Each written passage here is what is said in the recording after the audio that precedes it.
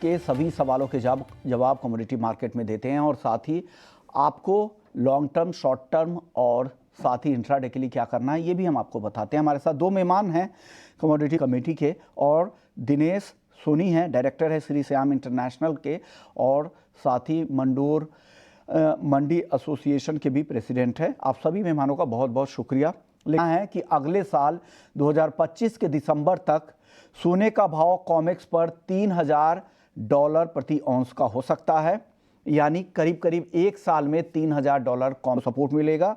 साथ ही ETF में भी निवेश बढ़ने की संभावना है, ऐसा गोल्डमैन सैक्स की इस रिपोर्ट में कहा गया है। साथ ही ग्लोबल राजनीतिक तनाव आगे भी नहीं रुकने वाला है, आगे भी इस तरह की खबरें आती और सारे फायदे यहाँ पर गोल्ड को लेकर दिख रहे हैं। ओवरऑल कमोडिटी मार्केट पे उनका आउटलुक क्या है, तो उन्होंने गोल्ड के लिए तो $3000 का लक्ष्य दिया है, लेकिन क्रूड का जो उन्होंने दायरा कहा है, ईरान से जो सप्लाई अभी कुछ हो पा रही है वो भी यहाँ पर बंद हो सकती है या कम हो सकती है, और ईरान पर कई और पाबंदियाँ ट्रंप के आने के बाद लगाई जा सकती है। साथ ही एग्री मार्केट पर ये अच्छी तेजी दिख रही है, ये तेजी और कंटिन्यू होगी या अभी रुकना चाहिए? जिस तरह से एस्केलेशन बढ़ा है, यूक्रेन की तरफ से भी हमले की खबर आ रही है, रूस ने भी यहाँ पे जो रशिया यूक्रेन है वहाँ तनाव बढ़ता हुआ नजर आया है, और उसके चलते हमने एक यहाँ पे ट्रिगर जो है सोने की कीमतों में आते हुए देखा है। तो हमारा मानना है कि यहाँ पे जो बढ़त है वो थोड़ी एक्सटेंड हो सकती है। 76,300 तक जो है एक बार सोने की कीमतें जा सकती है। तो यहाँ पे अगर कोई भी डिप आता है कीमतों में 75,200 300 के जोन्स में, तो वहां पे फिर एक बार बाइंग ही यहाँ पे की तेजी यहाँ से कंटिन्यू होगी। अगर कंटिन्यू होगी तो कितनी हो सकती है, कहां तक ये भाव जा सकता है? सर गोल्ड में डेफिनेटली अभी तेजी रहेगी, क्योंकि अगर ओवरऑल ट्रेंड को हम देखें तो ट्रेंड पोजिशनल अगर बात करें तो 76,600 तक भी हमको गोल्ड देखने को मिल सकता है। वहीं पे जो इसका स्टॉप लॉस हम सजेस्ट करेंगे 74,700, और बाइंग को जो सेफ हेवन इन्वेस्टमेंट है उसका बेनिफिट गोल्ड को मिल रहा है। तो ओवरऑल गोल्ड और सिल्वर में अभी तेजी बनी रहेगी। ये व्यू है गोल्ड सिल्वर को लेकर आपका।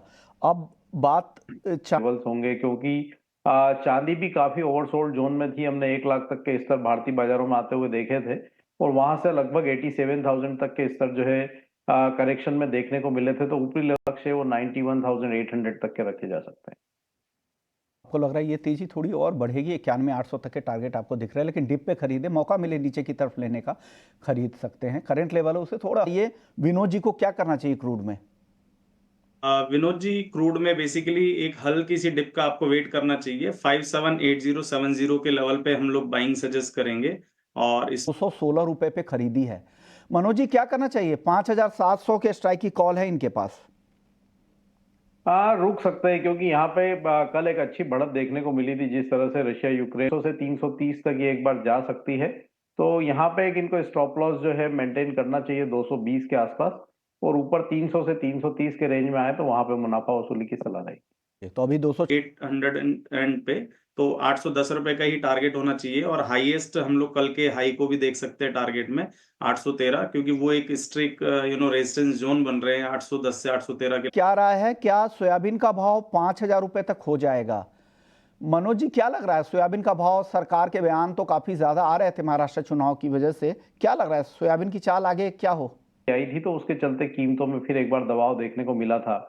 अभी यहाँ पे जो यूएस के प्रेसिडेंट इलेक्ट है उनकी तरफ से चाइना को लेकर के काफी सारे बयान आ रहे हैं। तो अगर वो ट्रेड टैरिफ की चेन्नई से क्या सोने का भाव 70,000 रुपए तक आएगा? इनको अपनी बेटी की शादी के लिए सोना खरीदना है। मनोज जी क्या लग रहा है आपको?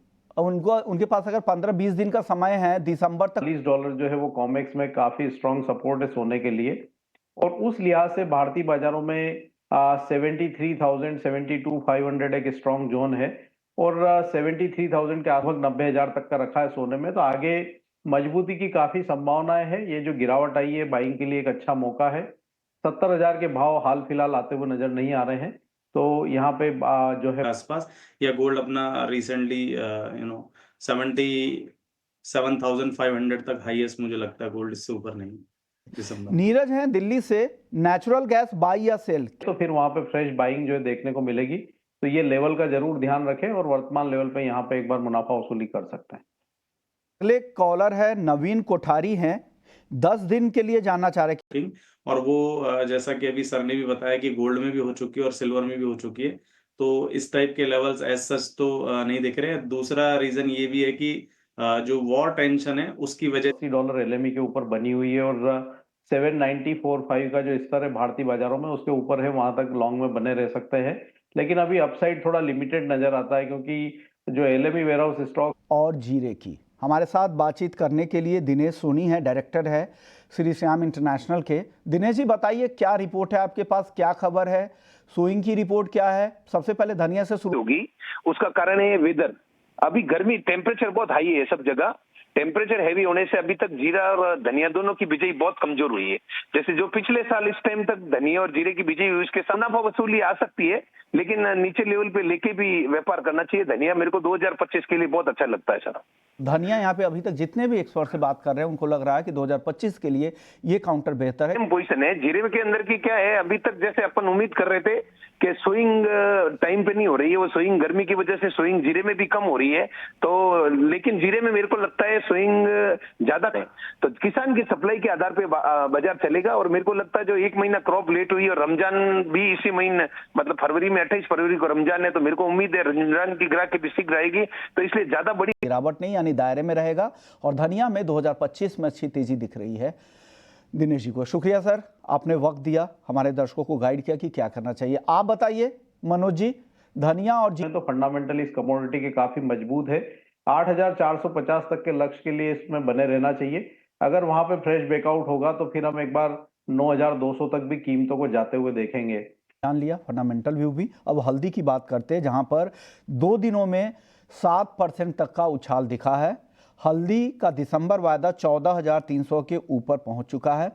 अब क्या और अभी जो त्योहारिक मांग थी उसमें मतलब उनके पास जो पुराना स्टॉक पड़ा हुआ था काफी कुछ खत्म हो गया है, तो अभी जो शादियों की सीजन आगे आ रहा है उसकी ओके, लॉन्ग टर्म में तेजी नहीं दिख रही, लेकिन थोड़ी तेजी यहाँ पे आपको जरूर दिख रही है। तो कहाँ तक भाव जा सकता है? अगर एनसीडीएक्स के प्राइस के हिसाब से देखें तो कहाँ तक जा रहा है ये वाला वायदा, दिसंबर वाला वायदा? कहाँ फायदा होगा क्या हल्दी को?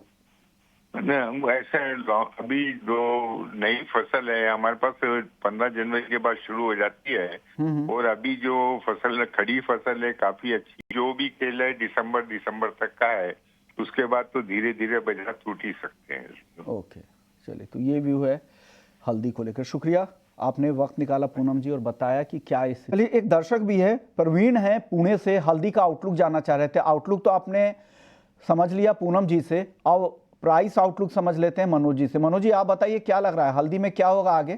थोड़ा फेवरेबल नजर नहीं आता है, और 200-300 की बढ़त आती है तो वहां पे फिर एक बार मुनाफा वसूली की सलाह रहेगी। ओके, अगले दर्शक, इन्होंने अपना सवाल भेजा है कॉटन से। परसों के सत्र में अगर 2,680 के आसपास कॉटन सीड ऑयल केक मिलता है दिसंबर वायदा, तो एक बार बाय कर सकते हैं 2,635 के स्टॉप लॉस से। हमारा मानना है कि 2,800 तक कीमतें फिर एक बार जा सकती है। क्या करना चाहिए हरीश जी? बने रहना चाहिए, इनको फायदा हो रहा है? सर, क्रूड में ऑप्शन पे पर्टिकुलरली मेरा कोई व्यू नहीं है, बट हाँ ओवरऑल क्रूड की अगर टेक्निकली चार्ट की अगर बात करूं तो खास व्यू नहीं है, लेकिन इनको लग रहा है कि तेजी है, तो उसका फायदा तो आपके प्राइस भी बढ़ेंगे प्रीमियम के, अगर भाव तेज होंगे तो। सत्य मेवा, हालांकि इन्होंने पूरा नाम नहीं भेजा है, हृदय है, हृदय में फिर यहाँ पे कोई भी डिप आए तो बाय कर सकते हैं। हमारा मानना है कि वर्ष 2025 के आखिर तक एक बार चांदी 1,20,000 तक के जो स्तर है वो टेस्ट कर सकती है भारतीय बाजारों में, तो निश्चित रूप से यहाँ पे निवेश 1 साल में मिल सकती है। शुक्रिया मनोज जी आपका, हरीश जी आपका, आप लोगों ने वक्त निकाला और हमारे दर्शकों को गाइड किया कहाँ पे उनको क्या करना चाहिए कमोडिटी मार्केट में। कमोडिटी फटाफट को यही समेटते हैं, बाकी खबरों के लिए